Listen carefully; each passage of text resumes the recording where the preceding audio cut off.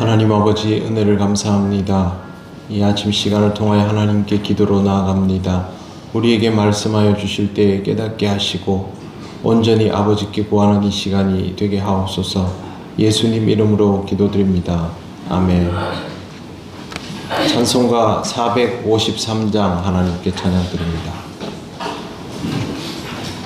찬송가 453장입니다.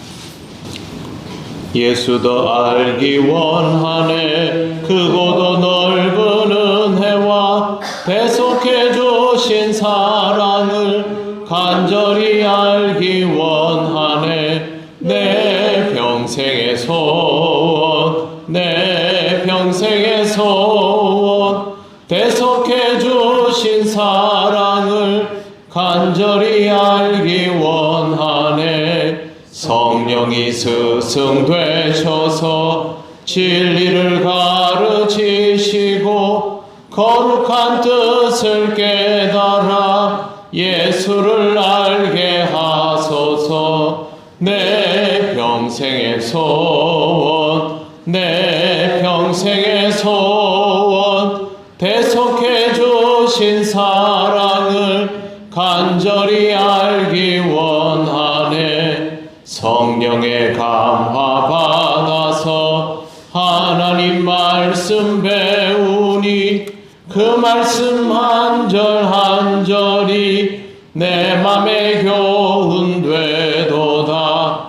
내 평생의 소원, 내 평생의 소원, 대속해 주신 사랑을 간절히 알기 원하네. 예수가 계신 보좌는 영광에 둘려 있도다. 평화의 왕이 오시니 그 나라 왕성하도다. 내 평생의 소원, 내 평생의 소원, 대속해 주신 사랑을 간절히 알기 원하네. 아멘. 하나님 말씀 요한계시록 13장 11절부터 14절입니다. 신약성경 411쪽입니다.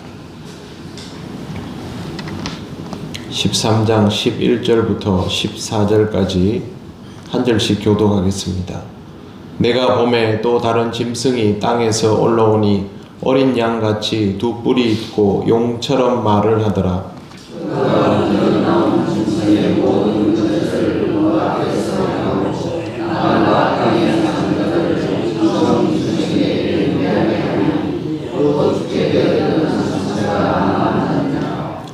큰 이적을 행하되 심지어 사람들 앞에서 불이 하늘로부터 땅에 내려오게 하고 짐승 앞에서 받은 바 이적을 행함으로 땅에 거하는 자들을 미혹하며 땅에 거하는 자들에게 이르기를 칼에 상하였다가 살아난 짐승을 위하여 우상을 만들라 하더라.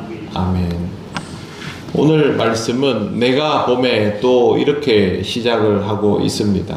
먼저 내가 봄에 라고 하는 이유는 이 내용이 환상이라는 것을 다시 한번 언급하는 것입니다. 요한계시록에 나와 있는 내용들은 대부분 환상으로 이루어져 있습니다. 그렇기 때문에 그 당시에나 언제 지금 실제로 일어나는 일이 아니라 그냥 지금 하나님께서 메시지를 위하여 요한에게 보게 하신 것들입니다. 그리고 또 다른 짐승이 올라온다라고 11절에 나오는데 이 짐승의 특징은 어린 양같이 두 뿔이 있고 용처럼 말을 하는 것입니다.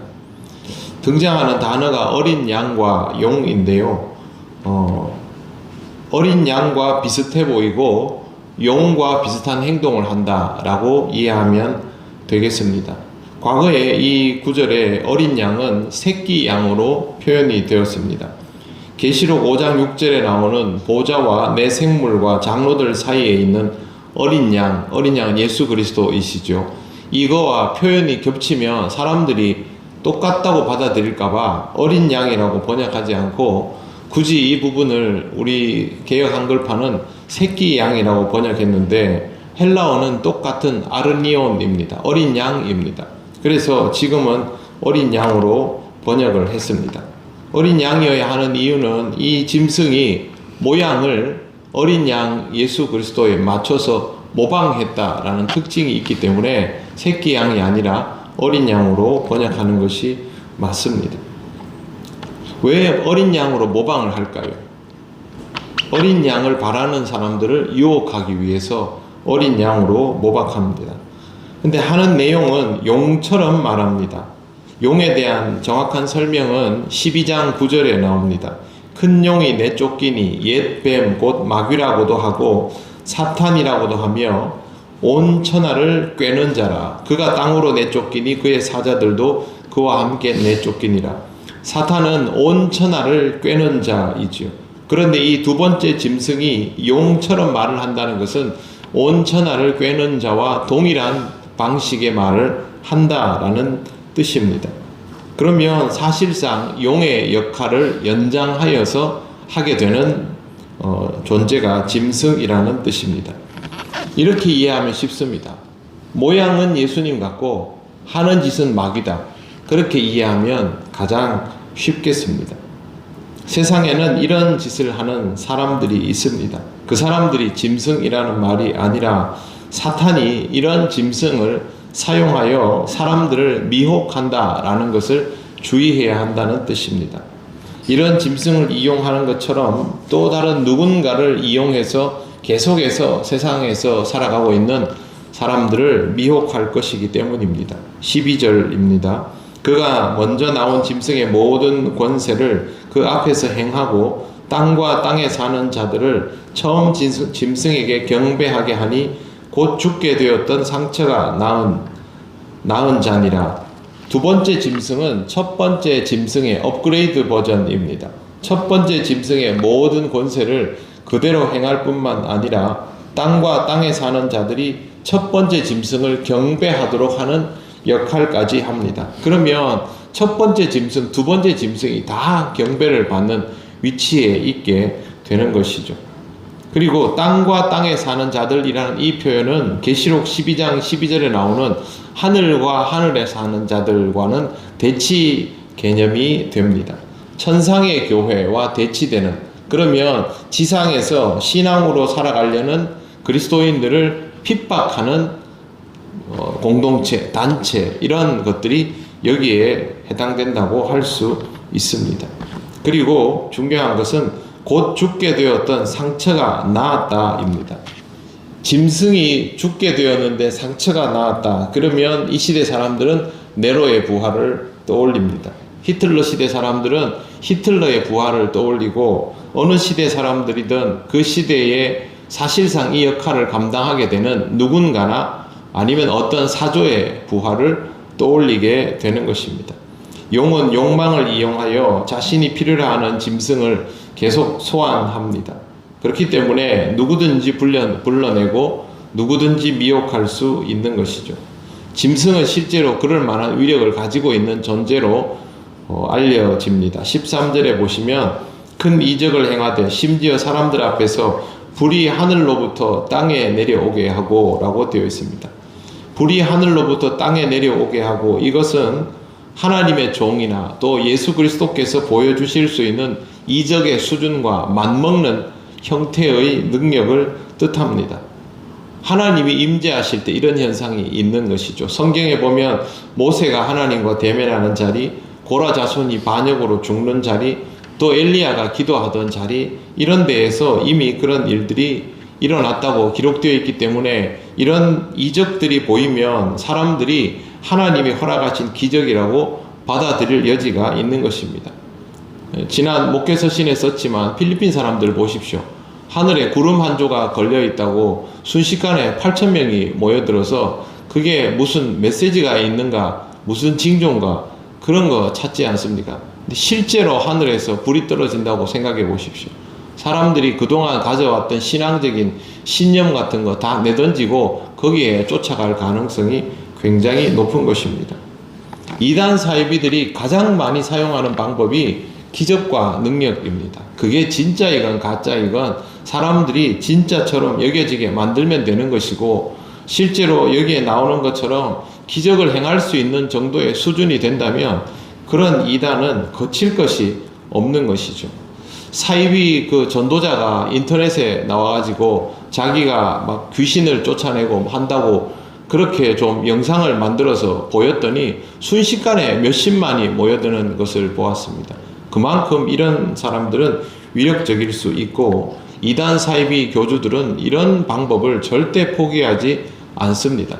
표적을 구하는 세대는 미혹될 수밖에 없지요. 그렇게 되기 시작하면 사이비 교주들에 대한 의심을 거두어 버립니다. 하지만 가짜이지요. 이적과 기사를 들먹이며 그것을 도구 삼을수록 가짜일 가능성이 높습니다. 그 사람으로부터 비롯되는 이적과 기사가 진짜인가 가짜인가 판명하는 것이 중요하다고 생각할 수 있지만 진짜일 수도 있습니다. 사탄이 뭐 그 정도 능력이 없겠습니까? 그렇다 하더라도 하나님께 부합되지 않으며 그것은 기적을 행하는 가짜일 뿐인 것입니다. 짐승은 하나님의 뜻에 전혀 부합되지 않습니다. 용처럼 말합니다.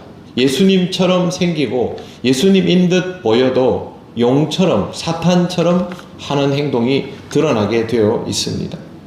그리스도처럼 말하는가, 용처럼 말하는가, 이것만으로도 구별할 수 있는 것이 신령한 사람들입니다.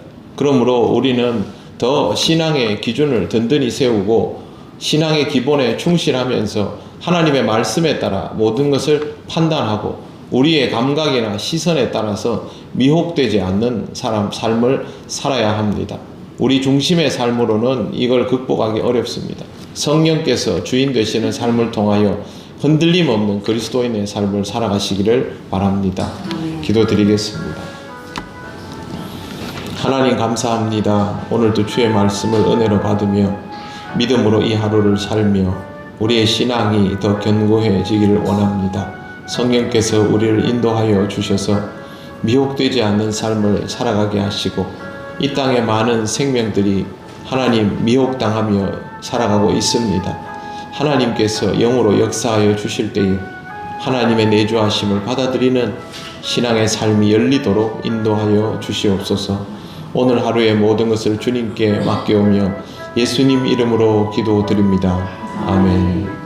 하늘에 계신 우리 아버지, 아버지의 이름을 거룩하게 하시며 아버지의 나라가 오게 하시며 아버지의 뜻이 하늘에서와 같이 땅에서도 이루어지게 하소서. 오늘 우리에게 일용할 양식을 주시고 우리가 우리에게 잘못한 사람을 용서하여 준 것 같이 우리 죄를 용서하여 주시고 우리를 시험에 빠지지 않게 하시고 악에서 구하소서. 나라와 권능과 영광이 영원히 아버지의 것입니다. 아멘.